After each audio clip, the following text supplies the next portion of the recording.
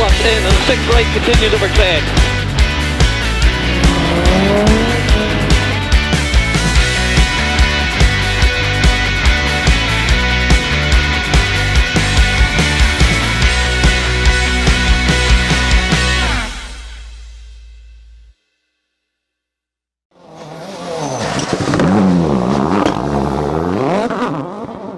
So last time out at Croft for the Jack Frost stages, Ashley Field strengthened his championship campaign, but a whole host of other challengers throughout the field got their points tallies up to date as well. Let's see how we got there. Round one of this brand new rally championship had no shortage of entries, a theme that would follow for the rest of the season so far, and the competition was certainly close. Names such as Proctor, Simpson, Coffey, Swift, Field and Sharrock all putting themselves on the results early on as they tried to master the difficult conditions we would soon come to expect in this winter series. It wouldn't be long before some came unstuck, Neil Simpson having a bit of a moment on one of the stages in the Skoda R5. He'd soon retire afterwards with an unrelated radiator problem. That left the second half of the day for the lead to remain with Kev Proctor, leader from the early stages as well, but he was sure that the newer cars would start to fight back now that the conditions were improving. Paul Swift would be the quickest of the two-wheel drive contenders in that class lead at this stage, with both James Sharrock and Ashley Field chasing down the stuntman to try and claim the class victory this weekend. Unfortunately for Sharrock, that wouldn't be how it ended, with a drop down to third in the class in the final stages of the day, leaving Field to take second at the first round. But it would be the win for Paul Swift with a fantastic 5th place overall too.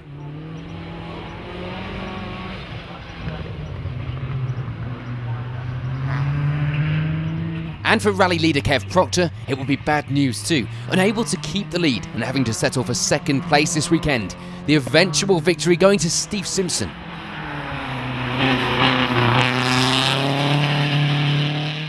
Round two would see some returning faces as well as some new ones, including the fight for the lead.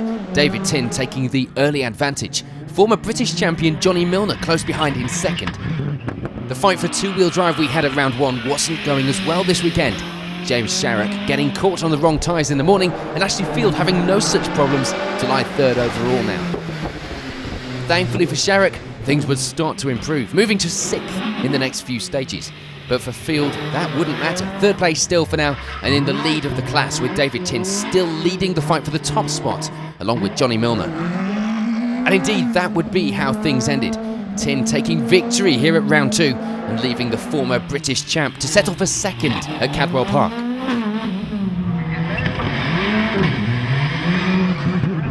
Ashley Field had a good run all day to end the event with 3rd place and of course leading that class home.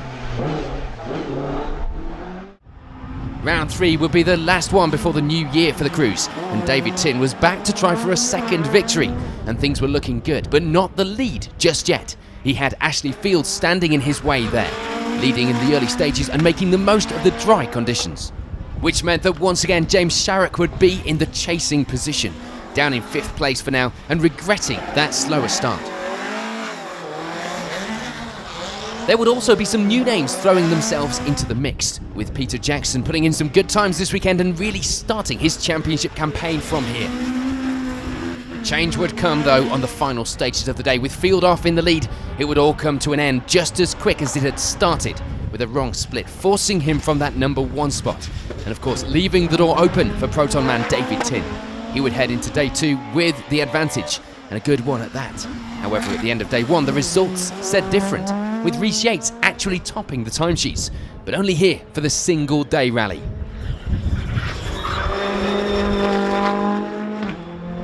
So for Tin, on the 2-day event, it would be a calculated drive to the finish.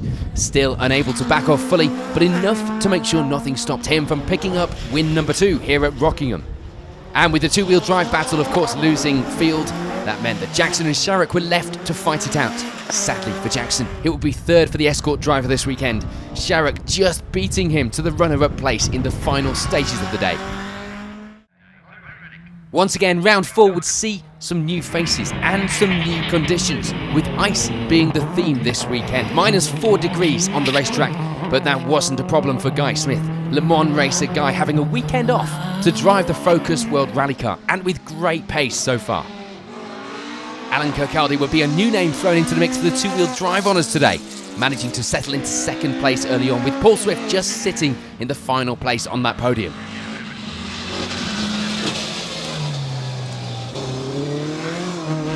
Ashley Field will be looking to right the wrongs from last time out, and for now it will be 5th.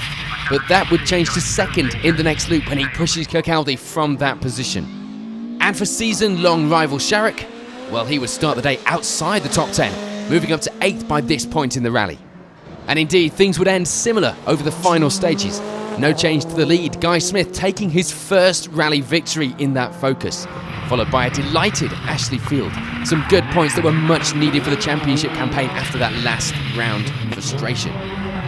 No such celebrations for James Sharrock. He retires in the afternoon to record his very own no score.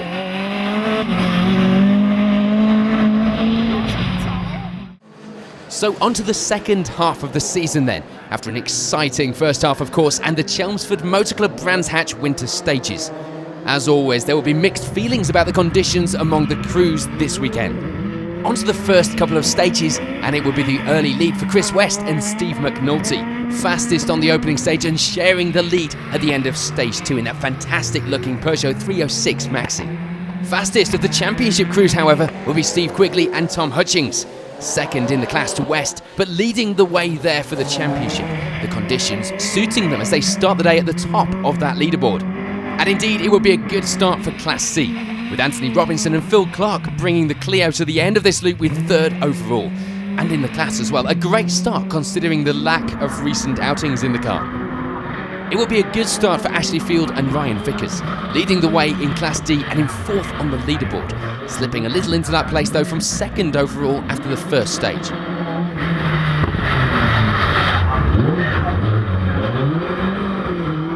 The main fight for Field this weekend would once again come from James Sharrock and Stuart Folds, second in that class battle at this stage and just 3 seconds behind Field up ahead. The conditions this weekend were giving no advantage to four-wheel drive, and it would be Nigel Murray and Fiona Scarrett, fastest of those four-wheel drive crews so far, with 6th place on the leaderboard. Vince Sillett and Sam Keeley give their best performance of the season so far, with 7th place on the first pair of stages, this being their local round of the championship, so they were clearly on a mission. For Martin Page and Hugh Holdaway, it will be 8th on the leaderboard, 5th in Class C, just a single second behind Sillett in this close-fought top 10. And just behind in the class and overall places were Stuart Cogger and Aid Summers, themselves with just a single second of a gap to those ahead, so it was close going into the next loop. And rounding out the top 10 were Paul Sheard and Steve Hallmark. They end stage 2 with a somewhat comfortable lead in Class B, as well as being just 23 seconds off the lead. In the classes outside the top 10, it will be 3rd in Class D for Mike Taylor and Martin Haggett, looking for a good result to continue their championship fight. And they were going well so far, with 11th overall at this stage in the rally. For Ian Hucklebridge and Gary Johnson, meanwhile, it will be 4th in that class, 2 places back on the overall results behind Taylor in 13th. There you go. Oh, no. Oh, shit. Keep going. Well done. Keep going. Right, left. Fucking hell, guy, just let go then. Yeah, just keep going. Right. Up top of the hill. Fucking hell. Come on, up top of the hill. Into a left.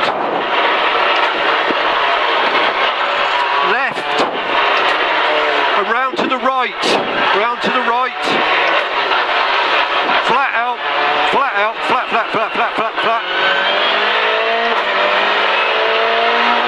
Down to a hairpin left. Go on, rear properly. Hairpin left.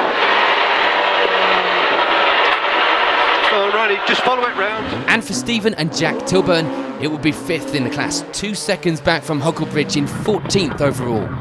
With the conditions and the circuit seemingly providing an advantage to the two-wheel drive cars today, it will be 16th on that leaderboard for Alex Cannon and Ray Keith. Only the second of our four-wheel drive competitors inside the top of the results. They will be enjoying a close battle for that position in the class and overall with Lee and Louise Earthy. So close, in fact, that they reached the end of stage 2 with identical times. And indeed, it will be close outside the podium places in that class as well, with Mark Cooper and Mike Hughes lying in 4th, just 2 seconds back from the battle up ahead. Meanwhile, it will be a slower than planned start for Steve and Seb Perez. 5th in Class E today, 1 second behind Cooper, bringing that ex-Marco Martin Focus WRC out in its original colour livery this weekend.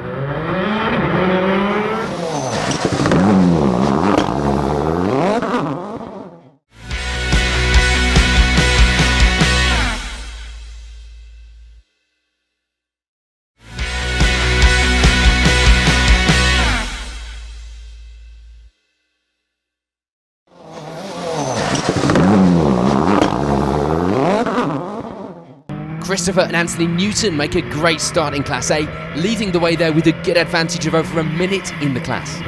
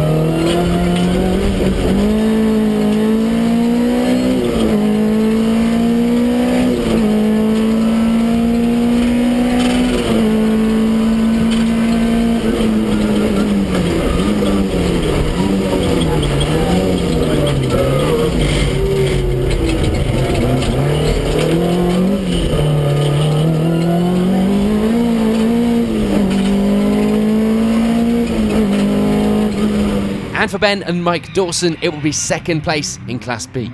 A little way behind the leaders up in the top 10, but they did have a bit of an advantage in that place themselves.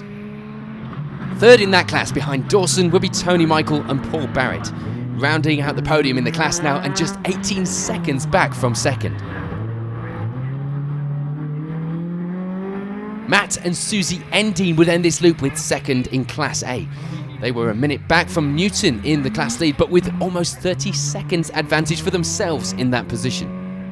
A little further down the results in 43rd overall were Charles Johnson and Kieran Hogburn, the pair ending this loop with 4th in Class B. And they would have a 3-second lead over Trevor and Louise Gilks, the Peugeot pair lying just behind for 5th in class and 44th overall. In the next few places in Class A, it will be 3rd place in the class for Rob and Michael Evitt, bringing the MG out on the asphalt for a change, of course regulars in the BTRDA series. And for Brian Farminer and Carol Grimes, it will be 4th in the class, a further minute back from the podium places in the Puma. Rounding out our top 5 now in the class were Stuart Kingham and Sheldon Furby, a further 30 seconds back from Farminer ahead.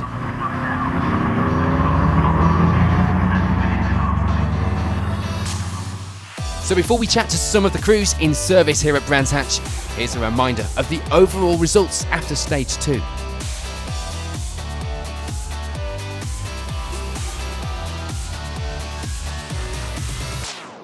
So you've not had much experience in the car. You seem to be settling quite well though. Yeah, not too bad. Jersey was a big one for me, but unfortunately engine went bang, so that's the last time I sat in the car. But no, I just come out today really just to see how we do, but it's really slippy out there, and the thing is now the low power cars and skinny tyres are going to start coming up. I think as a Clio's just matched me, so we're fighting for the lead. I had a big misfire on stage 1, so it's eaten a plug unfortunately, but hopefully the bit's gone out the exhaust, so it's done no internal damage. But really we've just got to see how it goes on. Anything can happen. You just don't know, do you? So, but I'm hoping it feels good at the moment. That stage was really good, so So we've got plenty of people moaning about the conditions today. It seems to be playing into your hands slightly though. Yeah, no complaints with the weather for me. The wet's great for us, you know, all the big horsepower cars struggle to put the power down and stuff. But yeah, we're good, we love the rain anyway. I didn't think we were going that quick, but we seem to be going pretty quick. So a bit of a drama on the last stage, just a little bit into the kitty litter, but it's going really well. Well, hopefully, at the moment, it's myself and Chris West, another 2 litre, who's all right at the top, and there's the other Clio's just behind us as well. So it seems to be a French 2 litre class battle for the overall lead. So fingers crossed, no, nice and steady, keep it as we are, and hopefully get the points. It's all about finishing, really. We've had a couple of class wins the last 2 events. Hopefully we can do the same again. Well, it's wet, as you can see. I think we've got a good advantage because we're front-wheel drive and we can get plenty of grip down on that car. With Michelin wets on it, and yeah, we're not struggling too much with the conditions, thankfully. The car's been out of use for a while. I haven't run it since April 2014, so it's our first time out, and obviously pleased to see it's going pretty well. So conditions aren't really favouring the rear-wheel drive today. How are you getting on? Yeah, you'd think so, but we're still, I think, we're struggling with the front-wheel drives, actually. I think the four-wheel drive boys are having the same issue with the chicanes. They seem to have problems with an R5 keeps blocking us in the chicanes, but yeah, it's the front-wheel drive boys who are going to be. I think Steve Quigley's flying, so as long as it stays like this, they're the ones we're going to have to keep our eye on. But yeah, it's certainly testing. There's some colourful language in the cockpit. I know that. What's your plan for the next few stages? Go a little bit quicker, quite simply. Yeah, we just need to keep it a little tidy. We got caught with all that oil then. So a couple of moments, but yeah, just keep it tidy and see if it dries out this afternoon. That's what we're hoping for. You've had a lot of experience with circuit racing. How is that benefiting you this weekend? Do you know, the old saying, a rally driver does 1,000 corners once, a racing driver does 1 corner 1,000 times. To try and quantify, I think as a circuit racer, you go for 99.9%. As a rally driver, you go out stage 1 for 80 odd, stage 2 for 90 odd. The outside lines, I think, worked on the actual circuit, but that was very limited, and we were quite reserved, so pleasantly surprised to where we are. Very, very pleased. And how are you finding the conditions this weekend as well? The wet suits me. It certainly suits a lower powered car, so if it stays like this till the last 1 or 2 stages, we'll be really, really chuffed. My little boy should be with me today, and he's watching all the live timing on telly, so if this goes out, well done, George. On to the next couple of stages then, and it would still be the lead for Chris West and Steve McNulty, and they extend that now to 8 seconds. Things clearly going well for the pair. Ashley Field and Ryan Vickers have a better run in this loop to move up to 2nd place once again, positioning themselves nicely at the front of the championship contenders here at round 5. They would still be chased down by James Sharrock and Stuart Folds, both crews needing the points from this round, so they will be fighting to the finish for that leading position. Sadly for Steve Quigley and Tom Hutchings, it would be a small move down the results after a giant killing morning, but still lying in 4th place overall, certainly a position they would happily have taken earlier in the day. Nigel Mummery and Fiona Scarrett gain a place on the overall results now to lie in 5th place, still leading the way in Class E, and of course the first of the 4-wheel drive cars on the results. Sadly for Anthony Robinson and Phil Clark, it's a drop down to 6th place in this loop of stages, although they would remain 3rd still in Class C. No change in this loop meanwhile for Vince Zillett and Sam Keeley. It would still be 4th in Class C for the pair and 7th overall, just 9 seconds back from Robinson in the class and overall positions. Steve and Seb Perez having a much better couple of stages now, moving their way up the results into 8th place overall, lying 2nd in Class E as well, just a few places behind Mummery in that similar focus ahead. And that move would be at the expense of Martin Page and Hugh Holdaway. They drop a place on the overall leaderboard to lie in 9th place now, remaining 5th though in Class C. So rounding out the top 10 now were Paul Diamond and Andy Hollingham, 10th overall, 3rd place in Class D.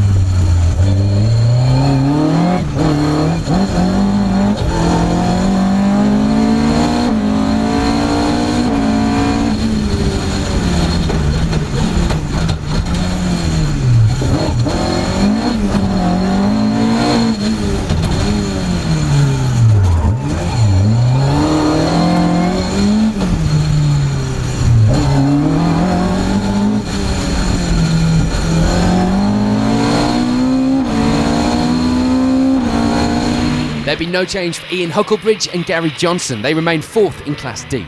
They do, however, move up the leaderboard a little now into 11th overall. Alex Cannon and Ray Keith moving up the results too, into 13th place now, but stepping down to 3rd in Class D after losing 2nd to Perez. There wouldn't, though, be any change at all for Stephen and Jack Tilburn. They remain 5th in Class D and in 14th overall.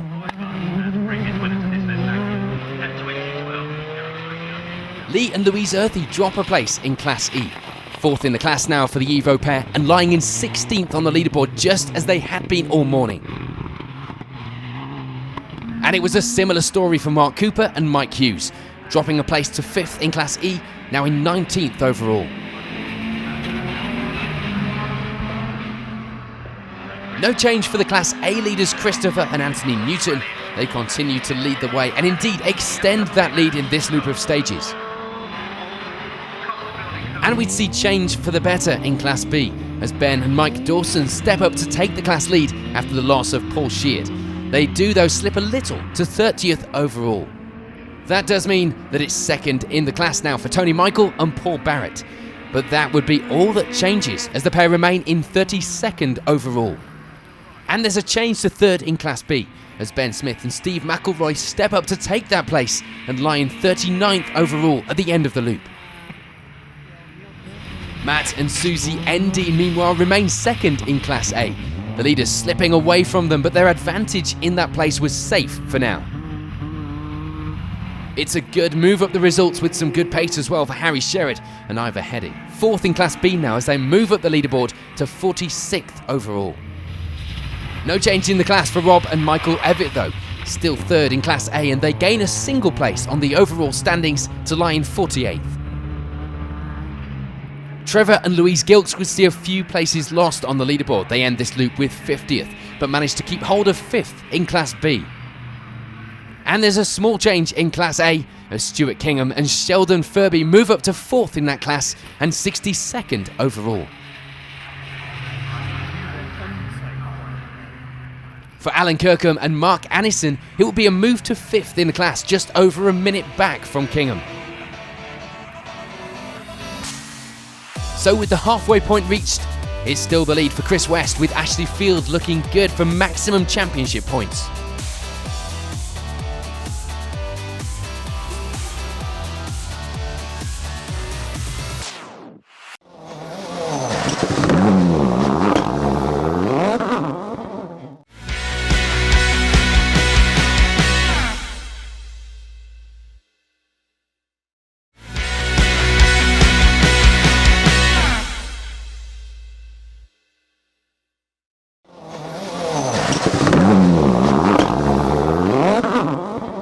The conditions improved out there at all? Yeah, it's dried out, which is not good for me. I prefer the wet. The Darien is going to definitely pull back now because it's drying out, so we can get the power down. But I'm 8 seconds ahead at the moment, so I'm hoping for a bit more rain and just keep going as I can, chipping away hopefully. But it can all change very quickly, so we'll see how we get on. The car's still performing well? Yeah, the car's going really good. It's down on power compared to a lot of the Escorts and the Darien. At least 70 horsepower down, which is sort of a big downer for me. But hopefully, I mean, I'm having an engine built at the moment, which is a 2.3, so hopefully in a month's time we'll be back up to pace. Right, so what's the plan for this afternoon then with the car? Yeah, it's getting a little quicker now. I've got the tyres right now, cars running okay. So yeah, head down and reel in Mr. West. Yeah, I think we're looking all right, I think. The car's still performing well? Yeah, we got a little issue with the mapping on it. It's anything under sort of 5,000 got a pretty big misfire, and it's making it difficult coming out the chicanes or anything. Low speed, suddenly breaking traction. But I think we've worked our way around it. So yeah. And is the conditions improving out there? No. No. Sorry. No, it's just it's nasty whichever way you're going. It's sort of a trade-off that the rally school section's better if you go, if you're doing that last. But yeah, there's lots of concrete posts and lots of slippy bits. Yeah, not too good. How are conditions being out there today? Well, it's been rather slippery this morning. We'd hoped we'd be faster than we are, but I think we're well, we are leading the class at the minute, so hopefully we can continue and get a good result. So we had obviously the DNF at Rockingham when we're leading, so hopefully we can continue and get the win. What's the plan for this afternoon to carry on first in class? Drive steady, get to the finish. We have an event in a couple of weeks, so bring the car home, no damage. We'll be very happy. Right, so we're midway through the championship. How's things going from your point of view? Yeah, it's fantastic to be involved with the championship. This is MSVR's first foray into rallying, and yeah, it's great to work with Baltimore's Car Club who have the championship permits. MSVR's involvement, I've been working with Darren, and we assist with the administration for the championship. We help with the promotion, and we've also been liaising with on the regulations for this season. And yeah, to date it's gone fantastically well. It's been great working with all the other clubs who have been running the rallies on the MSV circuits and places like Anglesey and Croft. And it's been great to see that all the rallies so far have seen capacity entries, and it's good to see that the new championships help with that. Brilliant, and it's good to see a different kind of motorsport on the circuits as well. Yeah, it's superb. I mean, at Brands Hatch today, it was a great shame the event wasn't here last year, so it's fantastic to have it back here with the Chelmsford Motor Club. We've been working with Tony Clements for a good few years now on this event. It's grown to what it is today. We've got a fantastic crowd, even with this this weather. But seeing cars go backwards up, Paddock Hill Bend and the wrong way down the pit lane, it's just extraordinary. And it's really caught the imagination of spectators because they get their motorsport fix in January, whereas before they've got they have to wait until March to the first race event, whether it's bike or car. So yeah, it's great to have it here back at Brands Hatch and seeing the new championship flourish. On to the next loop of stages then here at Brands Hatch, and once again there will be no change to our lead. Chris West and Steve McNulty holding on to an 11-second advantage by the end of stage 6. And there wouldn't be any change for Ashley Field and Ryan Vickers either. They do have a bit of a moment when they clip a gatepost and damage the Darien, but thankfully only cosmetic damage. Unfortunately, the times for James Sharrock and Stuart Folds were going in the wrong direction. They remain in third and of course second of our championship crews this weekend, but with a 25-second gap now to Field. Steve Quigley and Tom Hutchings continued their good run. Despite the conditions drying out a little now, it would still be 4th place overall for the pair and that class lead. There's change in 5th place as Steve and Seb Perez continue to get on the pace, moving into that position as well as taking over the lead in Class E.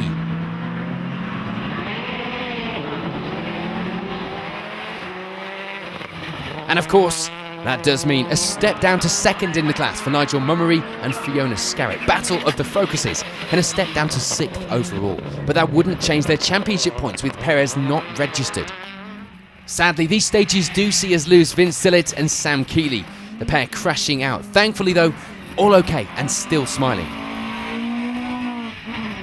It's a few places gained for Paul Diamond and Andy Hollingham, moving up to 7th place overall, remaining 3rd in Class D.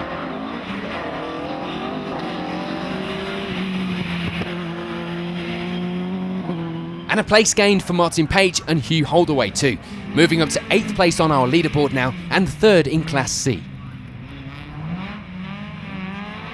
Meanwhile, Ian Hucklebridge and Gary Johnson jump inside our top 10 with 9th place. No change though in the class, remaining 4th there. And we'd see a good move for Stuart Cogger and Aid Summers as they jump up to round out our top 10, in the process taking up 4th in Class C.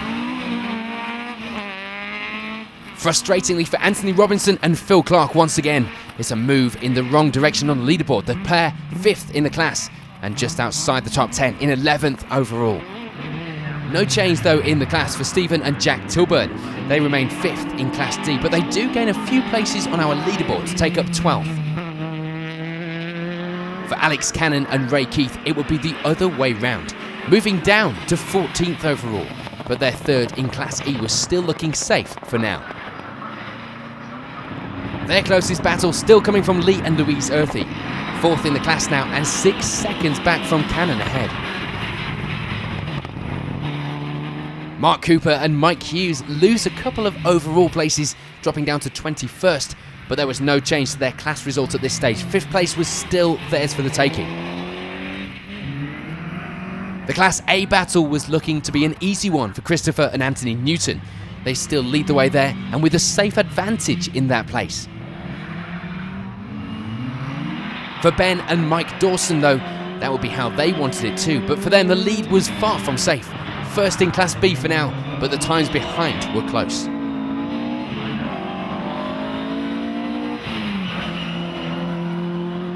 With Tony Michael and Paul Barrett ending this loop with 2nd place in Class B, just 7 seconds behind Dawson now.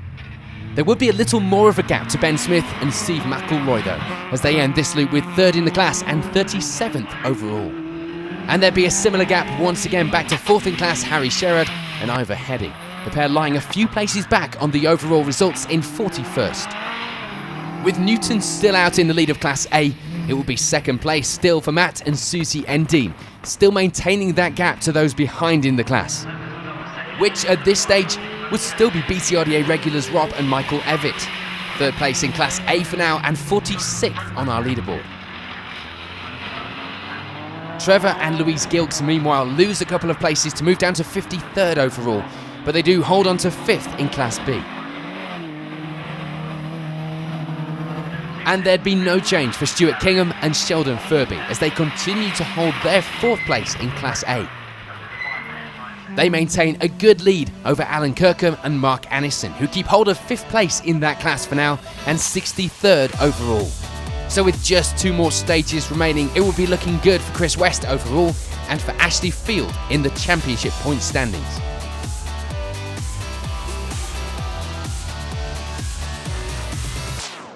It's very close going into the last set of stages. Have you got any more to give? I don't know. I just think we just need to keep it safe now. It's drying out a bit, but we pushed it a bit in the other stage and obviously clipped a gate post and did a bit of damage, so we don't want to do that again. I don't know, we'll see. Well, we just need to keep James Sharrock sort of behind us for championship points. It'd be nice to win, because I keep coming 2nd, but it'd be nice to win the event, but we'll see. So going into the last 2, is about 25 seconds behind Ashley. Is that doable? Yeah, I don't know. We made the mess. We made the mess of the tyre selection again. That last stage, we lost a bit of time to everybody. I don't know. We'll see. We're gambling again on a different setup. So hopefully. Has the car been performing well today? Yeah, it's been okay. Had a couple of issues, but it's really been the weather. You know, the weather's dictated most things. All right, going into the last 2 stages now. Have you got any more to give at the end here? No, we just want to get it home to the finish now. I think Mr. West is going to win the class by winning overall, but that might mean we will win the class if we carry on as we are. So we're just steady to the finish. Hopefully it's not going to be really any dramas, but no, we're going really well. Had a really good day. The car's been great. You know, venue's fantastic. First time here, it's brilliant. So yeah, looking forward to the last 2 stages. Unfortunately, the first 2 stages we made a real mess. We got some old tyres. Well, we didn't realise they were old tyres. I think they're from Barbados, and I think they were very hard and didn't work very well. We had a couple of spins and we lost loads of time. It's really embarrassing. Then we put some Michelin tyres on, and it's been a lot better. We've had some pretty good times, and so much better. But it's good fun. So we've got 2 left. Have you got anything else to give them last 2? Yeah, I think we're quite a long way off the podium, 27 seconds off the podium. So hopefully, you know, somebody might make a mistake, have a spin or whatever.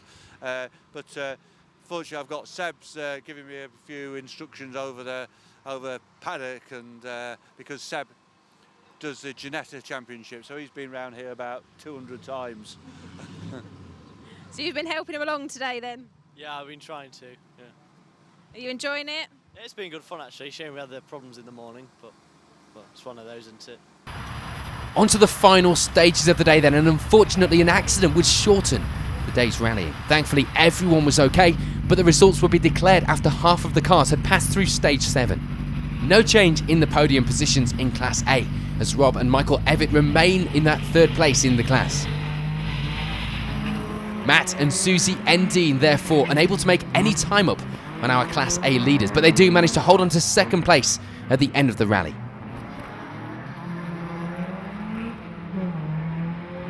But it would be a good finish in the class for Tony Michael and Paul Barrett. Second in Class B this weekend and 29th overall. Meanwhile, holding on to the Class B lead for the rest of the day, it would be victory for Ben and Mike Dawson in the class as they end the rally with 27th overall.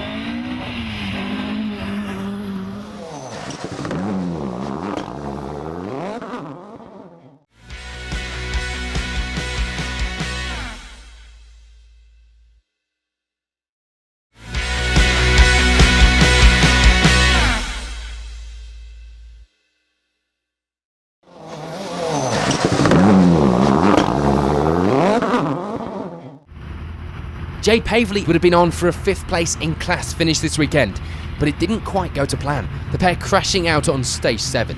We caught up with Jade to tell us what had happened. No, we were doing really well. We were doing really, really good. We're getting faster and faster all day. We'll climb places. I think we're up to 28th, I want to say, before I just went a bit too fast into an Armco. It was just at the split.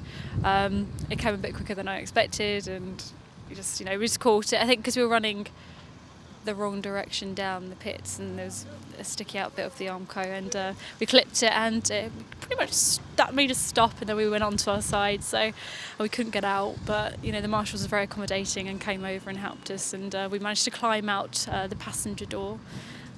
But yeah, apart from that, it was running really well today, and the car was perfect up until that point, and I was getting quicker, and Sarah was great on the notes as always. Great Motorsport built a brilliant car, so hopefully they can fix it. Otherwise, you have to consider if I can possibly use another car. But apart from that, what can you do? It's rallying, it's going to happen at some point. Are you going to be out for Anglesey? I'm going to try my best. It's my local circuit. I'm really excited for it, so I can't wait to get out there. Back to the finishers here then, and it will be the Class A victory for Christopher and Anthony Newton. The win didn't really look in doubt all day, the pair finishing in 20th on the overall leaderboard.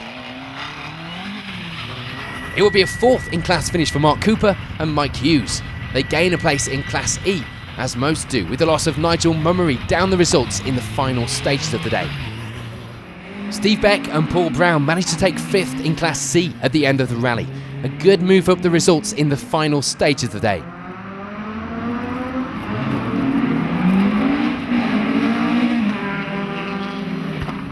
The drop down for Mummery means its place is gained throughout Class E, with Lee and Louise Earthy ending the rally with 3rd in the class and 13th overall. Alex Cannon and Ray Keith managed to stay above Earthy to end the rally with the runner-up spot in Class E, finishing just outside our top 10 in 12th position.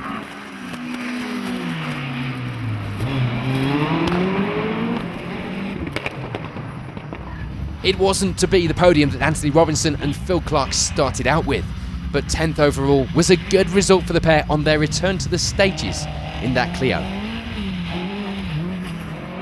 Just inside the top 10, it will be a 9th place overall finish for Ian Hucklebridge and Gary Johnson, the pair taking 5th in Class D.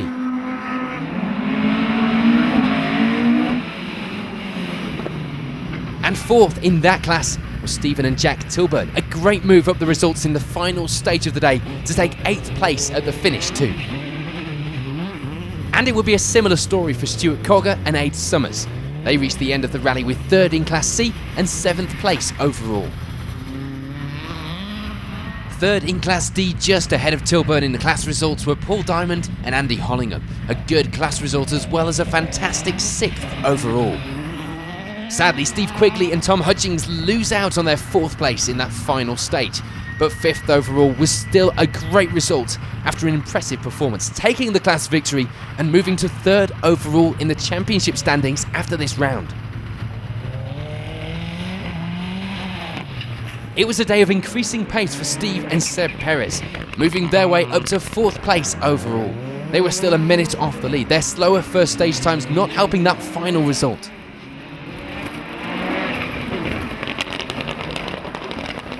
For James Sharrock and Stuart Folds, it would have to be the runner-up spot in the championship battle this weekend. 3rd place overall on the results and 2nd of the Class D runners. Indeed, a result that puts Sharrock 2nd in the championship standings overall now. But the Escort pair would have to follow these two, Ashley Field and Ryan Vickers, 2nd overall this weekend, giving Field the lead in the championship as we move into the 2nd half of the season. But victory this weekend would go to event-long leaders Chris West and Steve McNulty. They have a great run to extend that winning margin to 35 seconds in the final stage in that fantastic looking 306 Maxi, showing there was no backing off, even when the win was looking secure. So at the end of round 5 of the Motorsport News Circuit Rally Championship, the results look like this.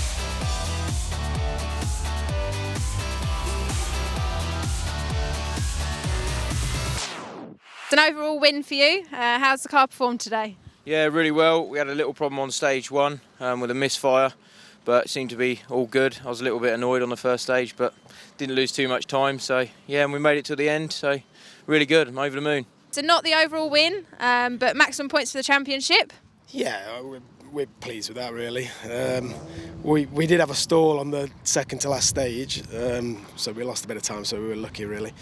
We're just glad that the people who went off in the last stage that they're okay apparently. So you know, it's never good for anyone to have a big accident. But yeah, it's good for the championship. So we can't ask for a better result really. So you've got Anglesey coming up soon. Are you prepared for that? Ready? Yeah, a few repairs to the car.